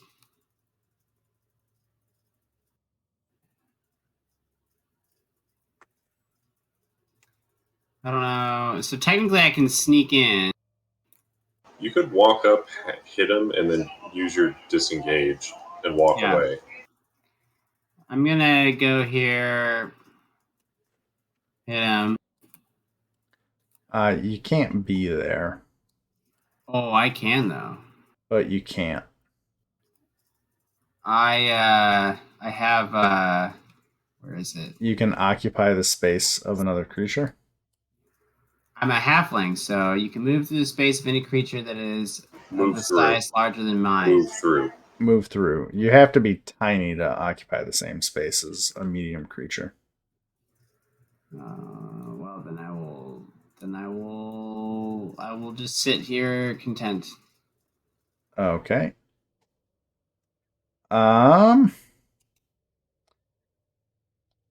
This veteran is going to move here and ready in action to attack any hostile that gets nearby.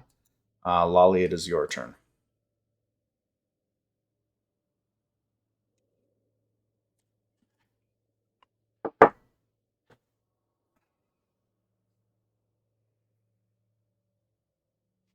I'm going to shoot him in the face. Okay.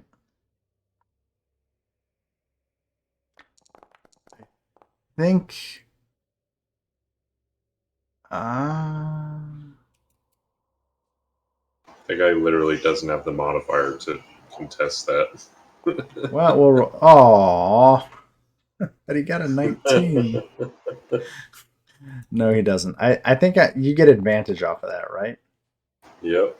I'm going to say advantage and disadvantage cancel out. But that's okay. So you get the 3, but you don't have advantage. So does that impact your sneak attack? Yes. Because you're technically in melee range of the other thugs, so firing from melee is disadvantage, and you got advantage, so that just cancels out. So I'm gonna go. I applied the 3, so you shoot him, but just given the pile of everything and this thug threatening you down here, you hit him. Can't even see the one here because there's a wall. Oh yeah, well, because you're diagonally adjacent. Yeah, there's a guy right here. Okay. Anything else? Nope.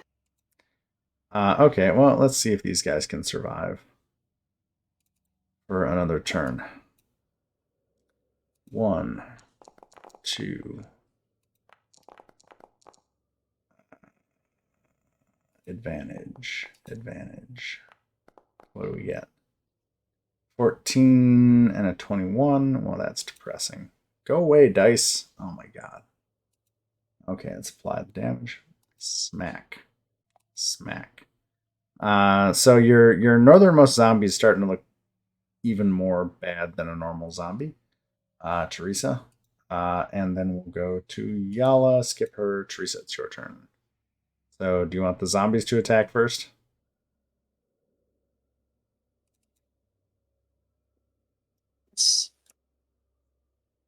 Hurtus, was that a yes? Sorry, my mic cut off. Yes. Zombies, I'm just going to get them out of the way first. So they're going to be attacking. They're hungry. They're going to be attacking the weaker ones. Oh. 5 is not going to do it, but a 20 will do it. Yeah. Plus 4 damage. So that'll be that. Plus 4. That southernmost thug is looking real rough. Probably one more good stiff wind will take care of him. The back 2 zombies can't really do much besides be there. Are you good with where they're standing?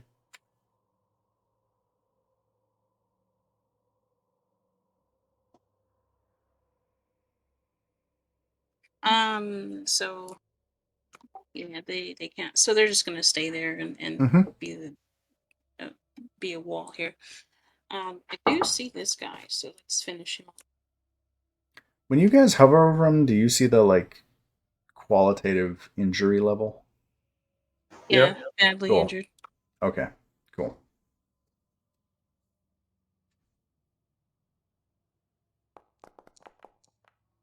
That won't hit, but you get 2 more. Jeez. Oh my god. Well, that's gonna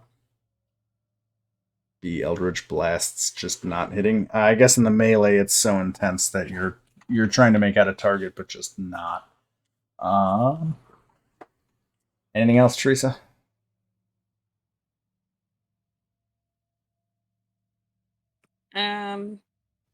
That's it. Okay, this guy, it's his turn. He's going to attack the north zombie once. And miss, and attack it again. Oh, I do get advantage, though. Let me re-roll that first and the second one. Okay, so the first one will do 5, which is not enough to kill your zombie, and the second one will do 3, which is not enough to kill your zombie. I think your zombies are better than these guys. No, sadly, Necromancer doesn't get a whole lot of good things for their kit compared to the other wizard schools. I mean, you do get piles of meat shields situationally. Yeah, that is true. Skip that guy. Gibbles, you're up. I don't think you can get anywhere.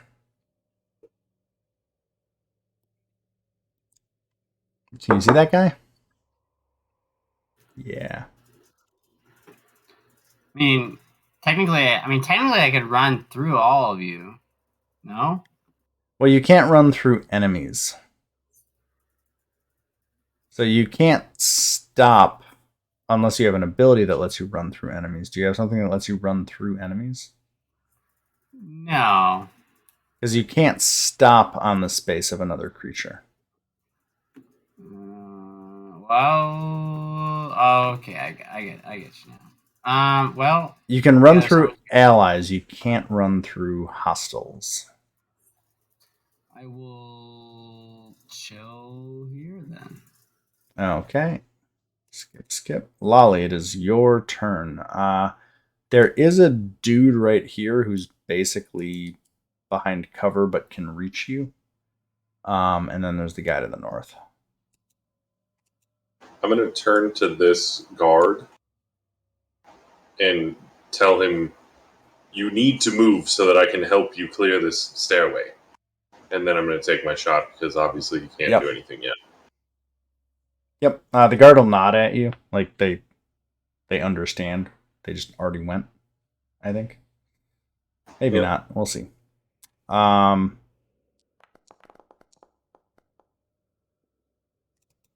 going to just say it's, 13 will hit for the 5.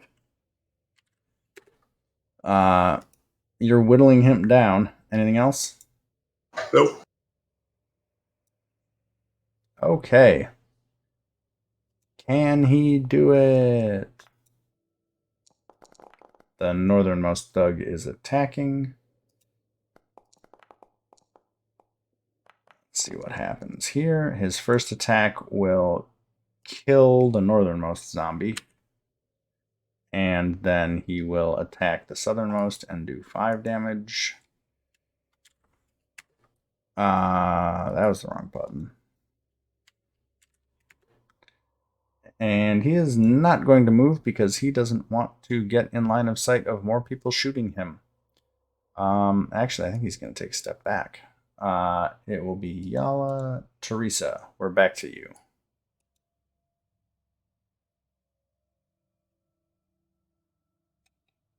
Alright, zombies will advance. One follows the others, crawl over its corpse. I'm just going to put him there. Does that look good? Yeah. So the back 2 can attack. I can't quite see from there. Let me see. Like. Yeah, just move up real quick. Okay, just 2. All right. So yeah, let's just have all 3 pile on this guy here until he dies. Okay, I'll start. And if he dies early, then they'll attack the other one. Yeah. Okay. Let's see here. Slam. That'll do 3 damage. Do it again. I'm just gonna roll both of them. Yeah, so it's always, just remember, +4 for each successful hit. Oh, he's dead. Never mind. Okay, this one's gonna move up, and those 2 are going to hit this guy for death. They're gonna hit him for death. So those guards, or not those guards. The zombies killed all of those guys. And at this point, it sounds quiet.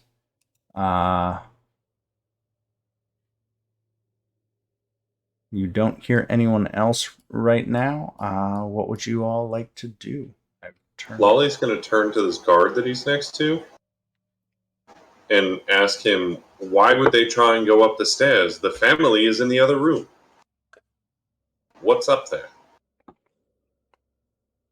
The guard says, well, those are the stairs to get up here, which is where everybody is. I'm assuming everybody else downstairs is dead.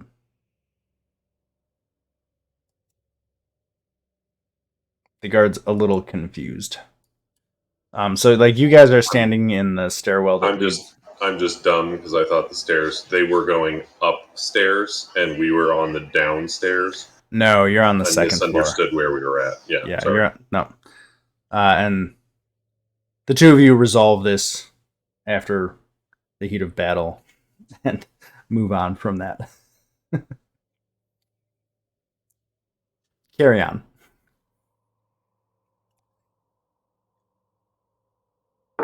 Lolly's going to go investigate the corpses and see if there's any kind of like identifying like marks or insignias or anything he can identify. Yeah, give me a perception check. Could I do investigation? I'm sure. I don't care. Um. So.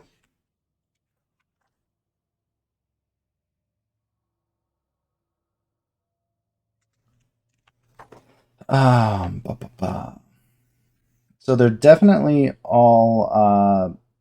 As you investigate them, they all, as you kind of dig through their armor, you find various accoutrement that would lead you to believe they're part of the Zentarim. Uh, the Zentarim are a mercenary or nefarious group, depending on the context. I don't think you can really tell. You also know that there are factions within the Zentarim.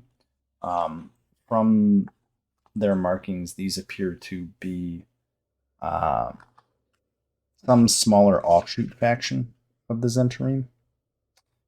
Uh, Not the main one, but you don't recognize the sub faction. The sub factions tend to change quite frequently.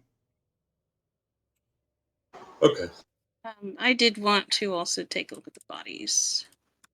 See if Theresa would recognize it. These are Zents. Yeah, you would definitely recognize their Zents as well. And I guess Lolly, if you want to share that info. Yeah, I'll Up to definitely you. share that. Okay. So what she would say to that, because she definitely recognizes them. What are these people doing here, of all places? I figured they would have crawled away back to the Moon Sea.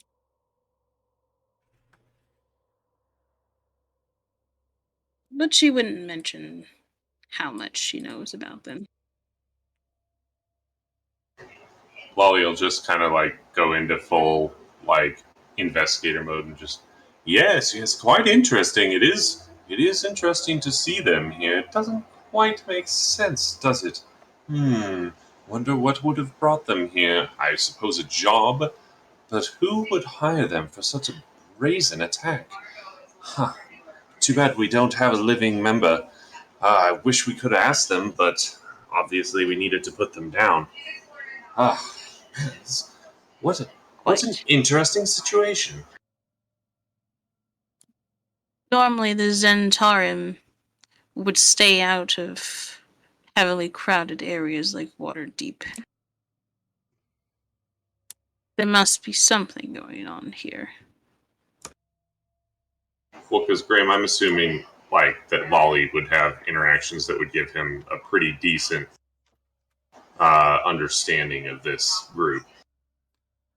So things that people would know. Lolly, you would know that many of the major cities tolerate a certain amount of Zent presence as long as they are not overstepping their bounds. Kind of the low level corruption that kind of greases all the wheels. The Zentarim are also a legitimate mercenary faction. Like it's also normal to see them hired and openly working for somebody under a standard mercenary contract. Um, Theresa, I think from your perspective, as you said, it is odd that a whole pack of them would attack this way from your familial knowledge of like calling out hits like this. Usually they're done much more subtly and with much they're usually done better. They don't just send a whole pile of people. So you would probably suspect that either there was something incredibly valuable here or somebody paid a hell of a lot of money or something else is going on. Right, in her mind, she'd be like the Zents. They're failures in her eyes. They have tried many times and failed even more. And Bane doesn't accept failure. So Yeah. she would actually be looking to see if there's a sign from Bane somewhere around here.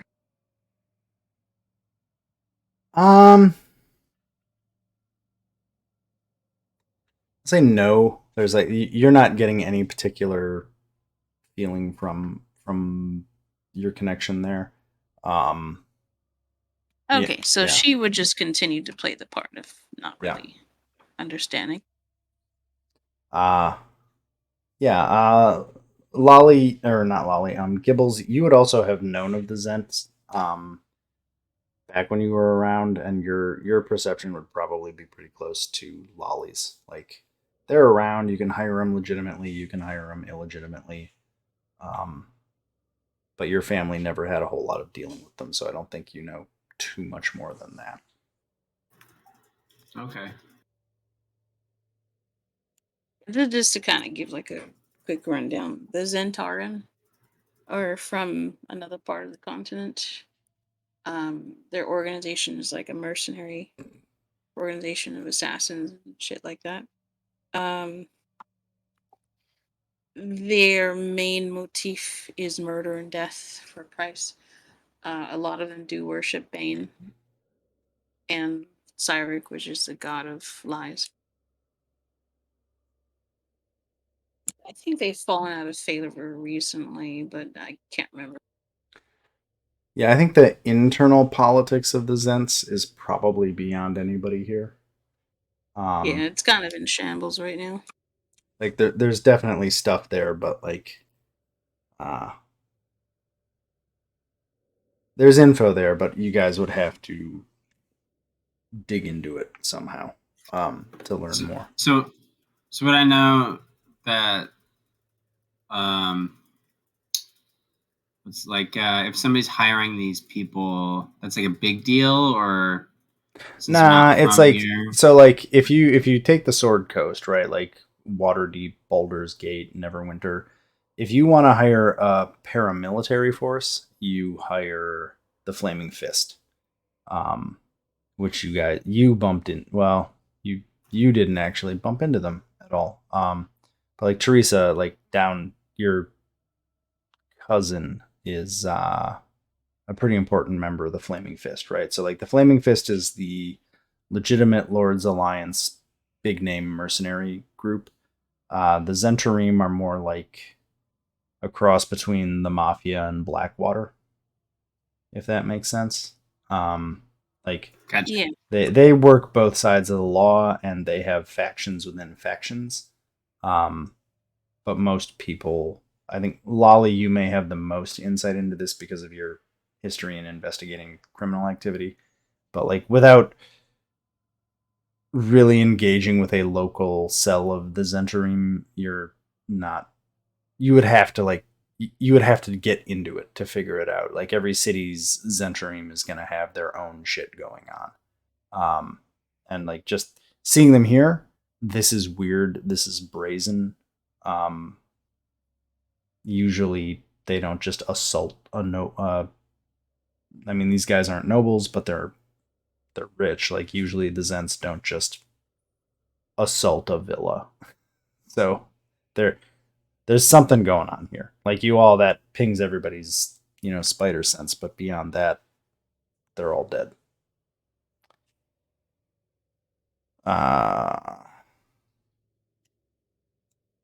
I think at this point, She would say under her breath that these are failures.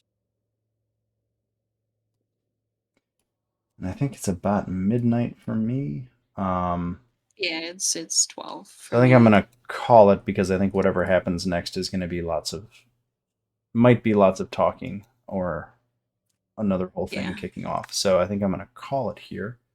But I should be good next week. Is everyone else good next week? Next Or, Thursday. Yeah? Next Thursday is actually my birthday, so I don't know if I'm going to be here. Oh, well, happy birthday early. Happy birthday. Thank you. Happy birthday. Thank you very much. Well, let's skip your birthday. Would Wednesday work for people? Next Wednesday? Yeah, next Wednesday. That should work. Would that work for you, Theresa? Yeah, I don't have anything going on Wednesdays. Okay. Rio, do you think that would work for you and or Alex? I'm sorry, what? Next Wednesday, you said? Yeah, if we shift a day.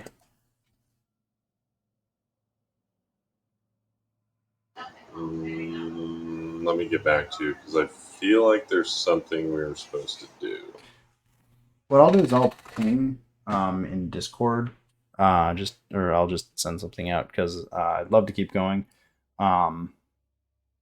just because it's been so spotty recently.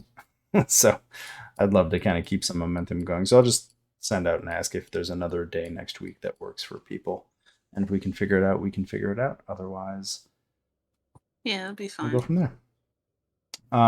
Well, cool. Thanks, everyone. Thank you, Ray. All right. Good night. Good night. Night, everyone.